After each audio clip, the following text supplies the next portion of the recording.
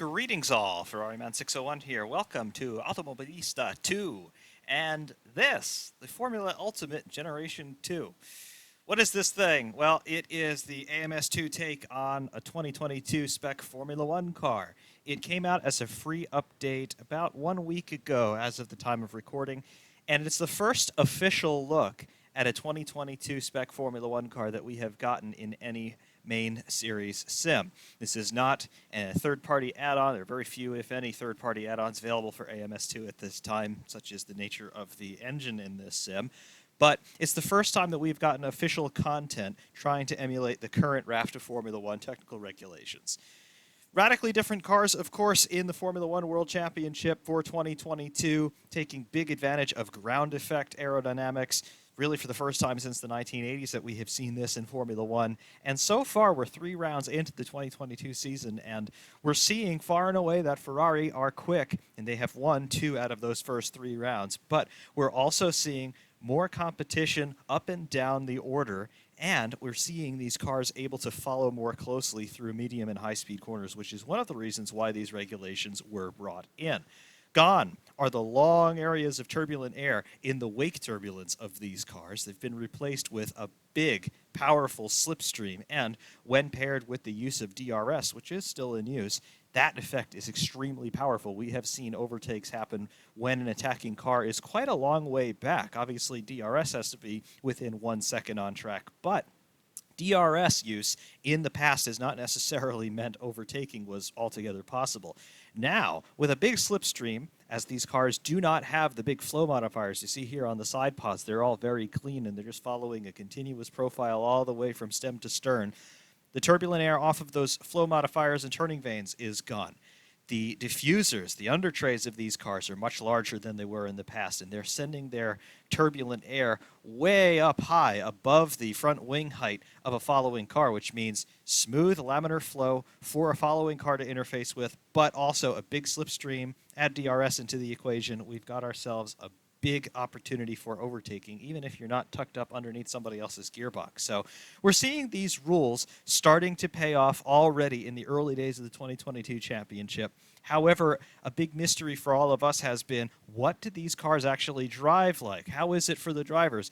How much are they having to adapt their just instinctive styles and, of course, through their experience that they've developed in their previous years of competition? How much carries over? How much is new? And what does it do overall for the car's behavior?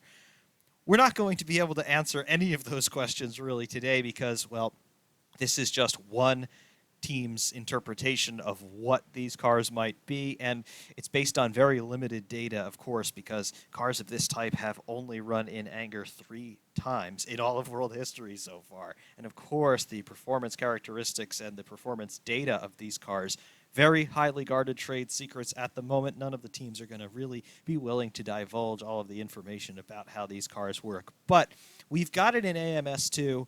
A lot of people have been asking me questions about this car in particular. First of all, what do you think of it? But beyond that, how does it behave, and how different is it from, say, cars that we have gotten in Assetto Corsa or iRacing? Assetto Corsa, of course, we have got a lot of really good third-party modding teams and other providers who are making content for that sim still, most famously Race Sim Studio with their Formula Hybrid series, in particular Formula Hybrid X 2022, which is 2 distinct cars, their interpretation of 2022 regulations. But by their own admission, a little bit of a shot in the dark, and they're working on a proper Formula Hybrid 2022 that we shall see in the coming weeks. However, AMS2 first out of the gate here with an official 2022 type car in the sim.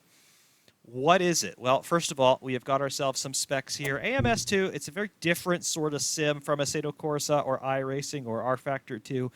It is technical, but at the same time, it's not as technical as, say, Assetto Corsa with all of the add-ons, or certainly nowhere near as technical as iRacing. But what they do give us here is quite intriguing. We've got a 1.6-liter V6 engine in here, of course, and that's in keeping with the 2022 regs. Electronics, well, they're talking about driving aids there. We don't really have any apart from the semi-automatic gear shift.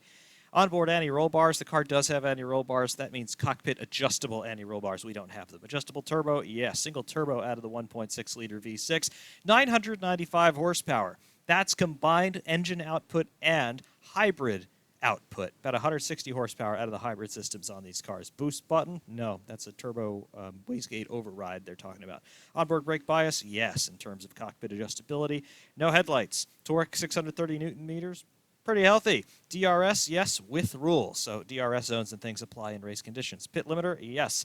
Wheelbase here, though, 3.6 meters. Weight, 795 kilograms. The weight distribution is 4654 front to rear, respectively. The transmission, the 8-speed sequential. It is a sequential gearbox, but paddle actuated. Up on the right, down on the left, with your paddles on the back of the steering wheel, as you would expect. But what does this thing drive like, and can we really even be comparative in it? Because we don't really have any other sims or other cars to really draw comparisons to. Yes, Race Sim Studios products, as we've mentioned, but it's a different sim, which means that the physics models are different, the tire models are different, everything is a bit different. So to draw direct comparisons between this car and those two, impossible, really, to be objective about it. But generally speaking, what sorts of conclusions can we reach? Let's take this thing out on track and find out. Welcome to Imola. Where else would we be for doing something like this? Just a test day. We've got the track to ourselves all day long, and we've got Formula Ultimate Generation 2 loaded up in the garage. Quick setup screen here. Obviously, I've got a setup that I had been playing around with at Hockenheim. This is the current configuration of Hockenheim. So actually fairly similar to Imola in terms of the types of corners that we've got, but Imola is a bit more of a power-hungry circuit because we have got some quite significant elevation change here. Hockenheim has effectively none. But the advanced setup screen, what do we have to play with here? Effectively all the same setup options that you get with every car in AMS2. Nothing terribly technical here, but at the same time, you do get quite a bit of customization. This, of course, just the tire brakes and chassis screen here. We've got a choice of tire compounds. We have soft slicks, medium, and hard slicks, automatic by weather, and we've got intermediate and extreme wet compounds, as well as just wet here. Intermediate, extreme, and wet. The extreme and the wet should be the same compound as far as we're talking in terms of Formula One parlance. Suspension screen, how about this? Caster, camber, ride height, spring rate, bump stop, slow and fast bound and rebound for all four corners, in addition to the steering lock, your toe angles, anti-roll bars, the third spring, that's the heave springs, and then the bump stops there for the heave spring as well in terms of the ultimate travel range, as well as the bound and rebound, fast and slow for all four corners. So that's really, really cool. Drivetrain here, you can adjust the gears. Yes, you can. This is something that you would not see in current Formula One, where the teams declare their gear ratios at the start of the season and then they leave them there. Fuel map, you could also adjust this in the cockpit, but you can go down to 90% or you go out to 1 of 1. Boost pressure for the turbo, radiator openings in terms of how much you want to open or close them down. So that's all cool. Engine braking, basically hanging the throttles open a little bit to increase the retardation you get off throttle. Not a blown diffuser setup here, but the engine acting as an air pump will create some resistance and slow the car down without using the actual wheel brakes. That's, again, something that every manual car can do. Brake pressure settings, brake bias front to rear, and then the brake ducts in terms of how much brake cooling you want. I actually don't want quite as much brake cooling. Had a little bit too much in a prior run. Downforce, front and rear wings, of course, and this is a happy medium in terms of where everything goes. So all of that is well and good. We'll leave that there. Longitudinal weight bias, so in other words, your ballast, you can crank this forward a bit if you want, or bring it back down to default. And then, of course, the fuel level. So we'll put 30 liters on board, or call it 32 liters. Why not? It's all cool. And, of course, you have some quick reference here in terms of the major settings that you'd be playing with. Anti-roll bars front and rear, downforce in terms of wing settings and things like that. And, of course, steering lock, which not as important at a place like this, but certainly if you want to go to the, what do they call it in this, in the Côte d'Azur circuit, the Blue Coast circuit, rather, Monaco. Yeah, you want to play with the steering lock there. In any case, though, yeah, get in the garage. We'll stop it from firing up for the moment. In the cockpit here, what do we have? We've got our steering wheel. Obviously, you can see heavily modeled on what Mercedes have been putting in their cars for the last whole bunch of years. Basically, since 2014, they've had a steering wheel more or less of this size and shape. Big screen in the center showing you a whole bunch of instrumentation, and you'll see all of that come to life as we get the car out on track. But the most important one, we've got a lap time in the upper left, we've got a delta in the upper right, RPM's going to be in the center of that top section there. Tire temperatures are doubled on the steering wheel. You can see that we have it on our GUI display there as well in the bottom right. Big gear position indicator, of course, and then your deploy mode there for the hybrid system. Balanced at the moment is what it's showing, and it's also got a digital and more visual analog readout there in terms of that orange bar going across the bottom. That will decrease from right to left as you use hybrid power. Not that you can see it while we're in this particular view with our helmet camera, but if we go to different views here, roll bar, external one, nose cam, another nose cam, and then a cockpit view without the helmet overlay. Oh, that's an interesting. I actually haven't seen all of the camera angles on this car, but I like to drive here from inside the helmet, as it were. You're looking through the visor, and of course you get all the head movement from this view. So I like that a lot. Turn on the pit limiter, get the ignition on, and we'll start up the engine. There we are. I like all that. And the tires are absolutely cold. One thing that I will point out, though, I've got the clutch in right now, first gear. I'm going to let the clutch out, and nothing happens. We have an auto clutch here. I don't really like that. I do not care for auto clutches. Same thing with reverse. I'm not on the clutch, and I'm just sitting in reverse, back into neutral.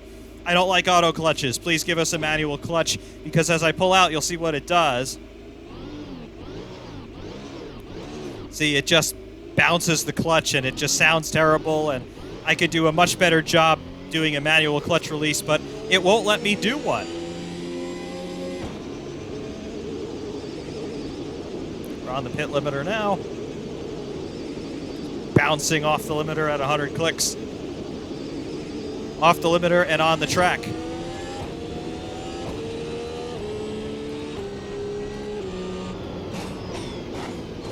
Tires are absolutely stone cold. So we'll have to be careful here on these first couple of laps.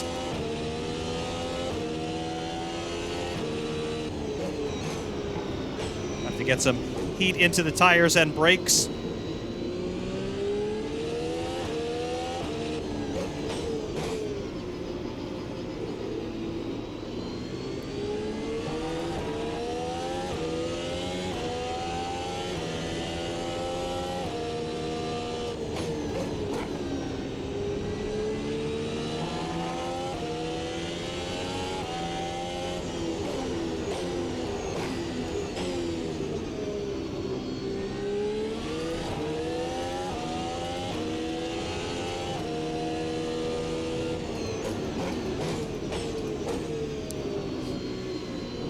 Start working the tires a little bit.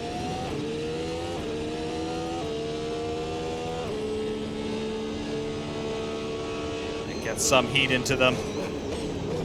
Obviously, we are not ready to push it yet.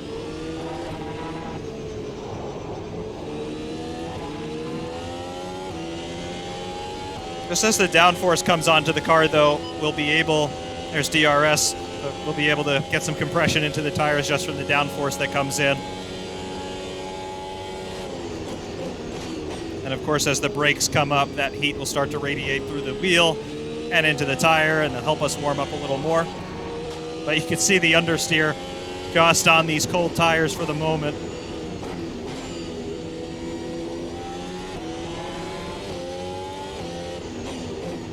But that was full revs on the engine briefly, up through 4th and 5th gear.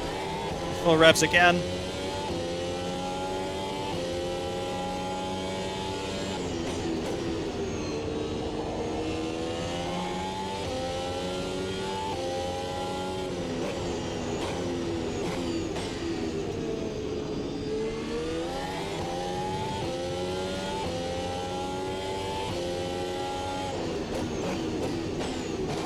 All right, starting to get some semblance of tire temperature now, particularly on the rears.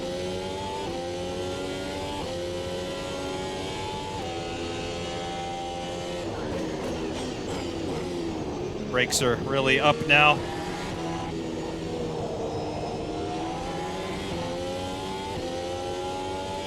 Tires are still not up quite where I want them, but we can start to push it a little.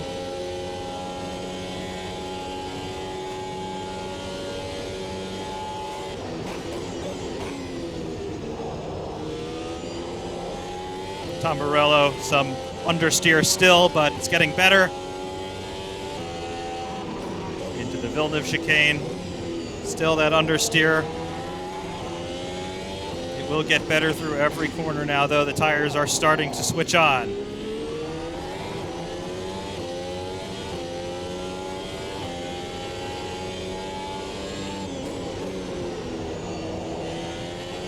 There we go. Now I'm starting to feel like we have some performance.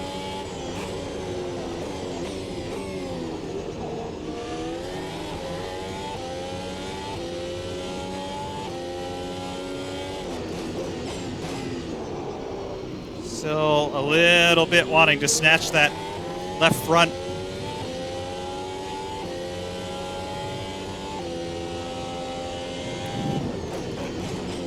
And into Rivazza. Clip the apex on 1, upshift into 4th, clip the apex on 2, power out. Wait for the DRS line, there it is. Beep, DRS up.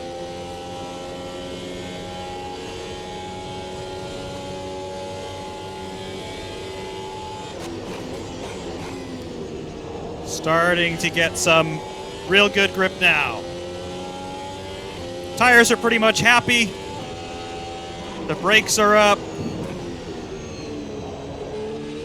What are we starting to get out of here? What are the sensations I'm getting? Well, first of all, and this is not necessarily a critique on the car in particular, but just more of a general critique of AMS2, while this has gotten better in subsequent updates after the release, I still get an overall sense of disconnectedness from this sim in every car.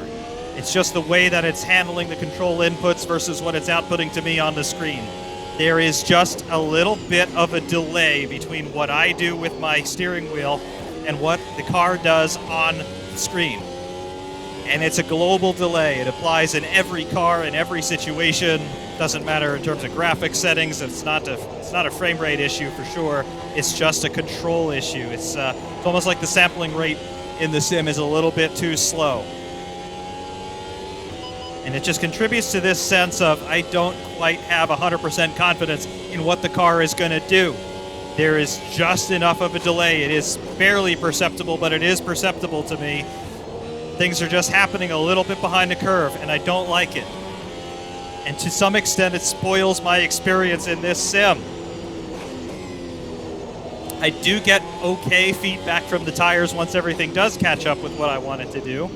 But still, it's a little bit hard for me to get a sense of where the limit of adhesion really is. In Assetto Corsa or iRacing, as I load up the steering, I can feel the tires starting to skip across the track surface as they're starting to give up. And that's when I know I have found the limit of adhesion. But this, I can't quite discern that, either from the front or the rear. And again, it is something that I get from every car in AMS2. It's one of the reasons why this is not my go-to sim. However, taking that into account, you get your head around the little bit of input delay. You start to get your head around a little bit of vagueness overall from the tires, particularly the fronts. And you can start to filter all that out with your brain, and you can start to make some conclusions. The first thing that I'll say is the overall impression of the limit of performance, once you do just start to account for that vagueness, it's very high. Obviously, we have got a lot of grip, both mechanically and aerodynamically, once the downforce starts to come in. The car has a lot of downforce, even though part of the rationale and certainly a lot of the speculation about the 2022 F1 rules was going to be that these cars were going to lose downforce. It has not turned out to be the case thus far in the real world. The type of downforce that they're generating is different now. They have a lot more in the high speed than they do in the low speed, simply because they've lost a lot of the wing capability and they've lost a lot of the other capability in terms of ancillary winglets, barge boards, and other flow modifiers, top side and bottom side. But you still have that ultimate high-speed downforce, and that's something that, of course, Formula One cars are famous for having. They've still got it. It's just generated in a different way now. Now it is almost all coming from the floor rather than coming from a combination of topside wings and the floor. Obviously, we haven't visited places like Silverstone yet in the real world, but when we do, I think you're going to see apex speeds at Cops still around 300 clicks. So these cars haven't lost much in terms of ultimate performance. But again, it's just the envelope in which the performance exists, which has shifted a bit. What that translates to in terms of a driving experience for us here, you've got a lot of confidence to throw a car into a medium or high-speed corner and just believe it's going to stick. There, through the second element of Tamburello, just a little bit of a confidence lift from me, but nothing too dramatic. And then through the medium speed stuff like Villeneuve, you can point it at an apex, and more or less it's going to hit that apex. You have to be careful under power there at Tosa. You'll spin the rears up. That's nothing new. A whole bunch of cars will do that, past and present. That's not a problem. Piratella, lots of high-speed grip, bit of understeer. But again, that's just down to me not entirely understanding the limit of the tire due to the feedback I'm getting, or rather not getting.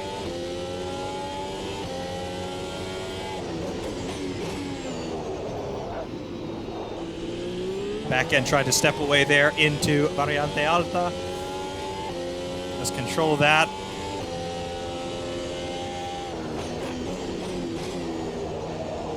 A little bit wide of the apex there for Rivazza 1, Rivazza 2. A little bit of wheel spin there under power. Just deal with that. That's all well and good.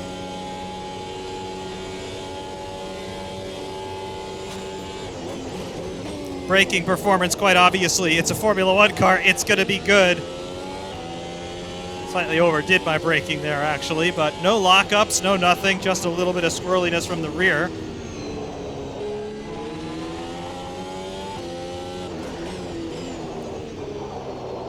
Left front starting to lock up there a little.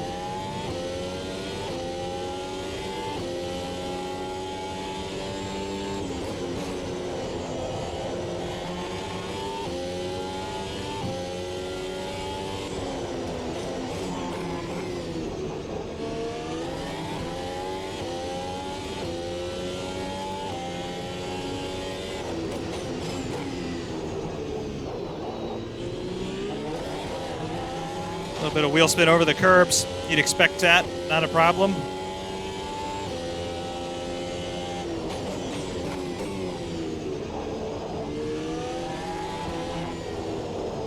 That's the pit request.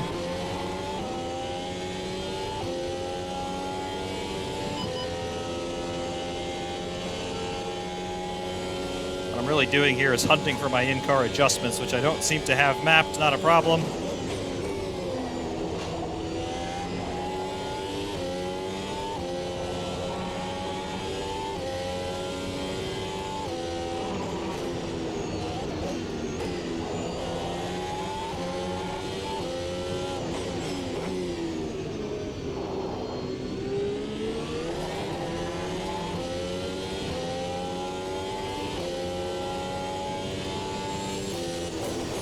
Some different camera angles for you. I'm obviously not used to driving from this position, so, you know, we go off. But this is what it looks like from the roll bar view. Talk about that feeling of disconnectedness. Now I really feel it. I don't like this at all. I like this even less. This is slightly better, but not much. This is pretty much normal. At least you can see the steering wheel a little bit better from this perspective, but the head movement is now not what I like. Actually, I can see this making me a little bit nauseous. This is useless. There we go, this is what I want.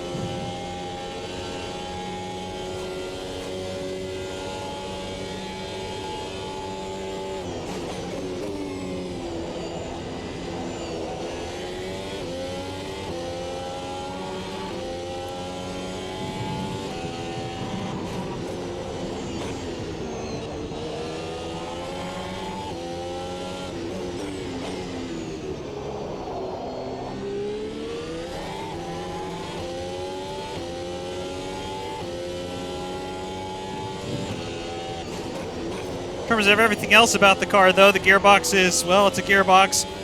Flick the pedal and you're into the next gear. No complaints about that. I just have all the complaints in the world about the clutch. Give me control of the clutch. Thank you.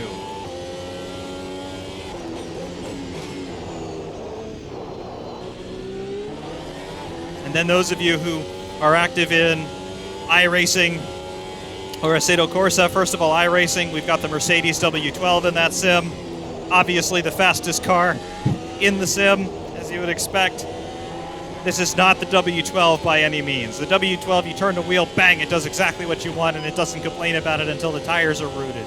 This has a lot of flexibility, I'll call it. Not flexibility in a good way. I mean, as you turn the wheel, it's going to understeer or oversteer. Generally, it's going to understeer, but not a lot, enough for you to react to it. But it does not have the ultimate, you turn the wheel and bang, it just does it, and it grips, and it doesn't care, that the W12 can do. This does not do that.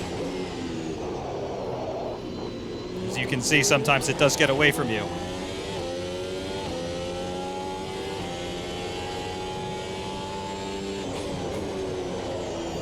In terms of Assetto Corsa, the Formula Hybrid cars, obviously the pre-2022 editions of Formula Hybrid are all going to have a bit more performance in terms of all-out high-speed grip than this does.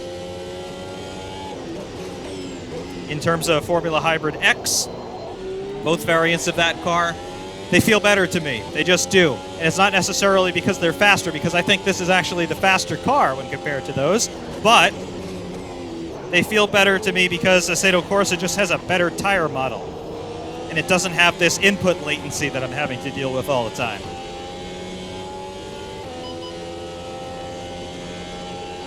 Then again, I've also got thousands of kilometers in both of those, and I've got a few hundred in this. So experience and the practice effect also rearing its head.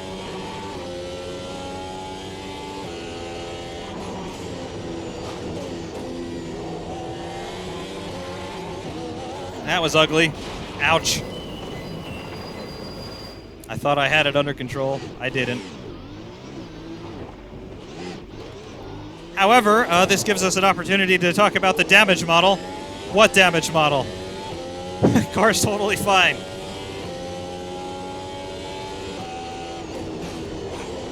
But again, why did that happen? Why did that off happen? Because I have no idea where my tires are. And nope, we are not totally fine. We are not totally fine. The car is pulling hard right now.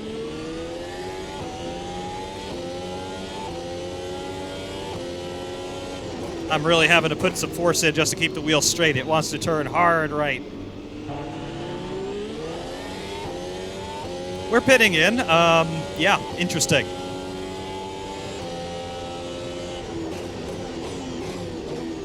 Do we have a puncture? Do we have anything broken? The car doesn't feel like anything is broken apart from an awful lot of force wanting to rip the wheel to the right now.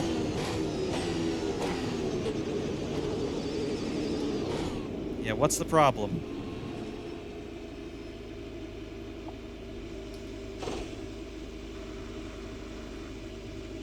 Uh-huh. Yeah, the car still wants to pull to the right for whatever reason. I'm just going to let go of the steering wheel and show you. Yep, it's going full lock to the right. And I have no idea why. But, yeah, interesting. Very interesting. If we return to the pit box. Yeah, let's see what we're talking about here.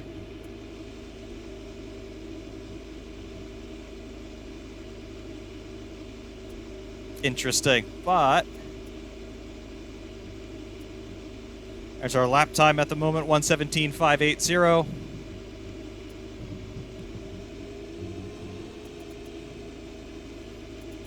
Take some fuel out.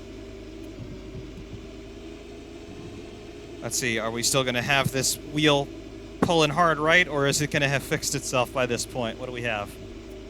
Yeah, it's still pulling hard right. Yeah, that doesn't make any sense to me at all. Is this a bug? Because they should have fixed all of this. I'm going to say that's a bug here. which means that we can't resume running without restarting the session, and that is a pity and a half. But I don't know. AMS2, fix that too. There are a couple things I don't like about this sim. Number one, why are all of the inputs delayed? Not by much, but they are delayed. And number two, after you crash and after you pit to repair the damage, why is the steering still messed up even after you've gone back into the pit box on a test day? I don't know. But yeah, complaints aside, what can you expect? Well, you've seen some of what you can expect. It's a 2022 type Formula One type car. Not officially licensed by any team or by Formula One management, but it's there, and it's notable for being the first official version of a Formula One type car from 2022. Is it any good? It's enjoyable to an extent. I mean, if you like AMS2, you're going to like this car. If you prefer Assetto Corsa or iRacing, you're not going to like this car. It's beauty in the eye of the beholder, I suppose. Venerable effort to bring something like this as official content in a mass market sim. Yes, I agree. But it's not the end-all be-all. And it's not going to be the end-all be-all. When Assetto Corsa gets Formula Hybrid 2022 from Racing Studio, once they're done with their full-up 2022 Formula Hybrid car, that's going to be the class leader, and people are going to largely forget about this one, I think. When iRacing gets the Mercedes W13, because they're also contracted to get that car at some point, then it's going to blow both of them out of the water, of course. I mean, you're going to have an officially licensed F1 car from the current year. So that's going to be big. And, of course, we're all eagerly awaiting that. But, I mean, for what this is, it's not bad. And if you're really just itching to see what a 2022 type F1 car is like, then this is going to whet your appetite. But I wouldn't say that this is something that you should bet the house on either, because it's going to be superseded at some point. When, time will tell, but it will be, and at that point, perhaps the relevance of this is going to go away. But look, for a shot in the dark from AMS trying to get some market share of 2022 content, good on them. If I were calling the shots at this company, I would be doing the same thing right about now. So hats off to them for trying. It's not my favorite car in the world, and it's never going to be. There are going to be other cars and other sims that will be better than this, undoubtedly. But for the moment, it represents the latest and greatest of 2022 type F1 type machinery in sim racing, and it's okay. It's just okay. It's nothing that I'm going to write home about, and it's nothing that I'm going to really be itching to drive. But it's here, it is what it is, and hopefully you found all this useful. I do have some hot laps to come, though, so you can see what this is like from the cockpit as well as external cams without me talking over everything, and you can just hear the sounds. The sounds aren't bad. I don't think they're great either, but they're not bad. They sound believable at very least, but you'll hear what those are in a moment. Until next time, though, I do thank you all very much for watching. FerrariMan601 saying thanks, and of course, we will see you soon.